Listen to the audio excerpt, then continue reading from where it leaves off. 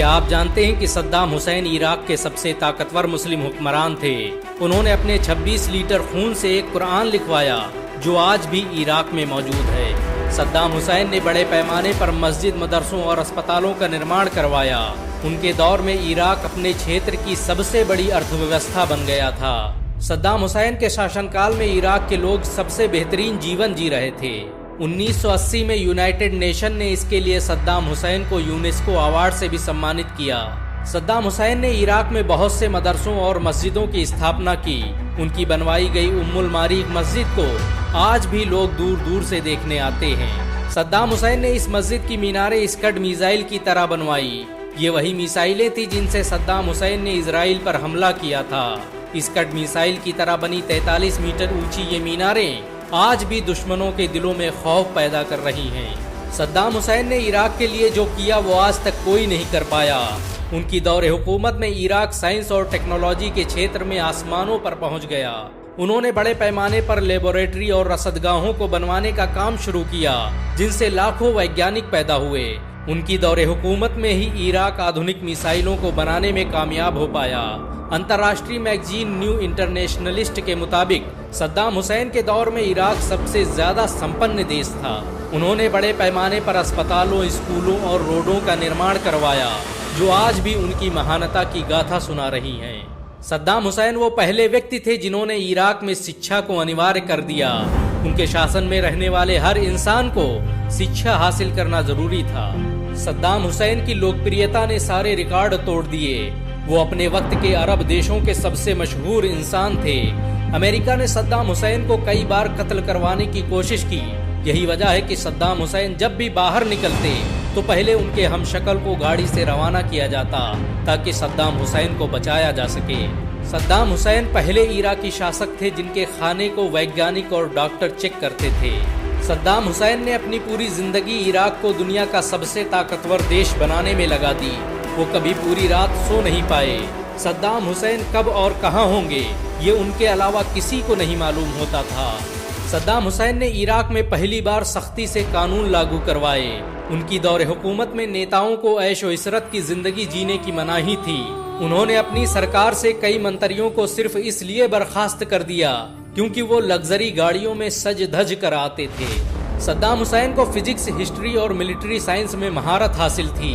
यही वजह है कि उनके दौर में इराक मिलिट्री साइंस के क्षेत्र में आसमानों पर पहुंच गया।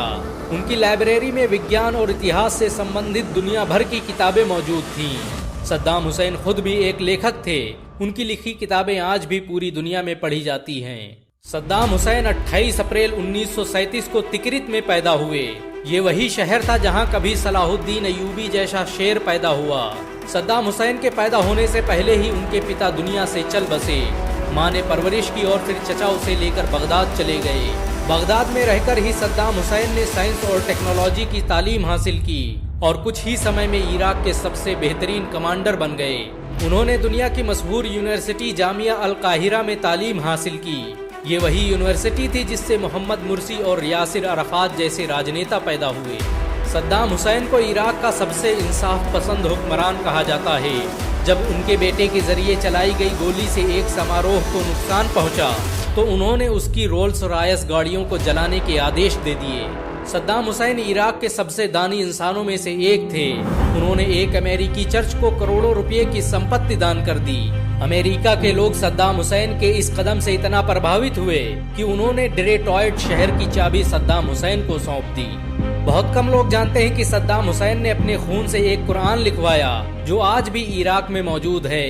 उन्होंने इसके लिए लगातार 3 सालों तक अपना 26 लीटर खून दिया। इस कुरान को उम्मुल मारीक मस्जिद में आज भी देखा जा सकता है। सद्दाम हुसैन की सबसे बड़ी गलती उनका कतर पर हमला करना था। सद्दाम हुसैन को किसी ने गलत खबर दी कि कतर उनके देश का तेल चोरी कर रहा है और सद्दाम हुसैन बगैर सोचे समझे कतर पर हमला कर बैठे। उनके इस हमले ने अरब देशों में एक दहशत पैदा कर दी और पूरी इस्लामी दुनिया 2 हिस्सों में तकसीम हो गई। सद्दाम हुसैन की जिद और फैसले अटल हुआ करते थे, लेकिन फिर भी उन्हें अपनी इस गलती का जिंदगी भर पछतावा होता रहा। सद्दाम हुसैन ने इराक में बहुत से स्कूल और कॉलेज बनवाए। उनकी दौरे हुकूमत में इराक साइंस और टेक्नोलॉजी का गढ़ बन गया। इराक ने एक साल में इतने आविष्कार कर लिए कि अमेरिका को डर लगने लगा कि कहीं सद्दाम हुसैन भी परमाणु बम बनाने में कामयाब न हो जाएं। और यही वजह है कि उसने इराक पर बहाने से हमला कर दिया। अमेरिका और ब्रिटेन ने सद्दाम हुसैन पर 148 लोगों को मारने और परमाणु हथियार रखने का इल्जाम लगाया और इराक में अपनी सेनाएं उतार दी। जॉर्ज बुश के इशारे पर सद्दाम हुसैन पर मुकदमा चलाया गया ताकि उन्हें इराक की सत्ता और फिलिस्तीन की आजादी से रोका जा सके। सद्दाम हुसैन के 2 वकीलों को सिर्फ इसलिए कत्ल कर दिया गया कि वो सद्दाम हुसैन की पैरवी कर रहे थे। सद्दाम हुसैन के खिलाफ फैसला सुनाने से ठीक पहले जज बदल दिया गया और फिर वही हुआ जो अमेरिका और इस्लाम दुश्मन चाहते थे। 30 दिसंबर 2006 को सद्दाम हुसैन को फांसी देने का आदेश दे दिया गया। फांसी से पहले सद्दाम हुसैन ने वजू बनाया, नमाज पढ़ी और कुरान की तिलावत करते हुए तख्ते-ए-दार की तरफ बढ़ते चले गए। उनके दाएं हाथ में कुरान थी तो बाएं हाथ में तस्बीह और मुसल्ला। फांसी पर चढ़ने से पहले उन्होंने कुरान जल्लाद के हवाले की और अल्लाहु अकबर के नारे के साथ फंदे तक पहुंच गए। मजमे में दहशत का माहौल था, लेकिन सद्दाम हुसैन के चेहरे पर एक अलग ही सुकून नजर आ रहा था। सद्दाम हुसैन को जिस दिन फांसी दी गई वो बकरा-ईद का दिन था। मुसलमान एक तरफ जानवरों को कुर्बान कर रहे थे तो अमेरिका सद्दाम हुसैन को। फांसी पर चढ़ते वक्त सद्दाम के माथे पर एक भी शिकन न थी। उनकी जुबान पर कुरान की आयतें जारी थीं। सद्दाम ने उस कपड़े को भी पहनने से मना कर दिया जो आम तौर पर फांसी के वक्त पहनाया जाता है। सद्दाम हुसैन वो पहले इंसान थे जिनकी मौत का मंजर पूरी दुनिया ने देखा। सद्दाम हुसैन को जब फांसी के लिए ले जाया जाने लगा तो उनकी सुरक्षा में लगे लोग रो रहे थे क्योंकि उन्होंने आज तक इतना बेहतरीन इंसान नहीं देखा था। ये इतिहास में पहली बार था कि एक इराकी प्रेसिडेंट की मौत पर अमेरिकी सेना आंसू बहा रही थी। सद्दाम को फांसी दिए जाने पर अमेरिकी सुरक्षा कर्मी एडम रोजरसन ने रोते हुए कहा कि हमने सद्दाम के साथ गद्दारी की है और हम हत्यारे हैं। सद्दाम हुसैन ने लोगों के दिलों पर हुकूमत की थी। जब अमेरिका ने उन्हें फांसी देने का ऐलान किया तो अमेरिकी सेना में बहुत से लोगों ने अपना इस्तीफा दे दिया। सद्दाम हुसैन हमेशा भारत के एक बेहतरीन दोस्त रहे। उनकी दौर हुकूमत में इराक हर मुश्किल घड़ी में भारत के साथ खड़ा रहा। भारत की तत्कालीन प्रधानमंत्री इंदिरा गांधी ने ही सद्दाम हुसैन के बेटों के नाम रखे थे। अमेरिकी खुफिया एजेंसी के मुताबिक अगर सद्दाम हुसैन थोड़े दिन और जिंदा रहता तो मस्जिद अक्सा आज मुसलमानों के हाथ में होती।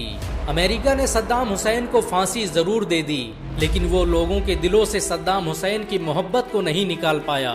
सच तो ये है कि सद्दाम हुसैन आज भी हर मुसलमान के दिलों में जिंदा हैं। सद्दाम हुसैन किसी के लिए हीरो हैं तो किसी के लिए विलन, लेकिन आपके लिए क्या है कमेंट में जरूर बताएं। अगर एक मुसलमान होने के नाते आपको गर्व महसूस हुआ हो तो इस वीडियो को लाइक और शेयर जरूर करें। ऐसी और वीडियो को देखने के लिए हमारे चैनल को सब्सक्राइब करें, घंटा जरूर दबाएं।